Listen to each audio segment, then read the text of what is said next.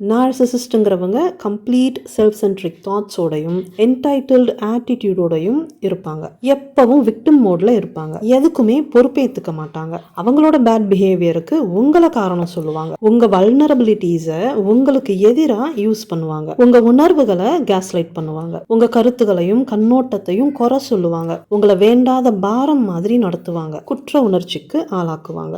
அவங்க செஞ்ச தப்புக்கு நீங்க மன்னிப்பு கேட்கணும்னு எதிர்பார்ப்பாங்க. நீங்க அவங்களுக்கு எதிராக போகும்போது சைலண்ட் ட்ரீட்மெண்ட் கொடுப்பாங்க. கோஸ்டிங் பண்ணி உங்களை பயமுறுத்துவாங்க. உங்களை தூண்டி விட்டு கோவப்பட வைப்பாங்க. அதை ஆதாரமா யூஸ் பண்ணி உங்களை கார்னர் பண்ணுவாங்க. இவங்க கிட்ட தான் நீங்க பேச்சுவார்த்தை நடத்தணும்னு யோசிக்கிறீங்க. சொல்ல போனா இது எல்லாத்துலயும் உங்களுக்கு மட்டும்தான் பிரச்சனை இருக்கு. ஆனா நச்சுகளுக்கு அவங்களோட பேட் பிஹேவியர் பத்தியும் உங்க மனசு காயப்படுறத பத்தியும் நீங்க நிம்மதி இழந்து தவிக்கிறத பத்தியும் அவங்க கூட உங்களுக்கு இருக்கிற முரண்பாடுகளை பத்தியும் அவங்களுக்கு எந்த பிரச்சனையும் இல்லை. இதுல நீங்க அவங்க கிட்ட பேசி சரி பண்றதுக்கு என்ன இருக்கு?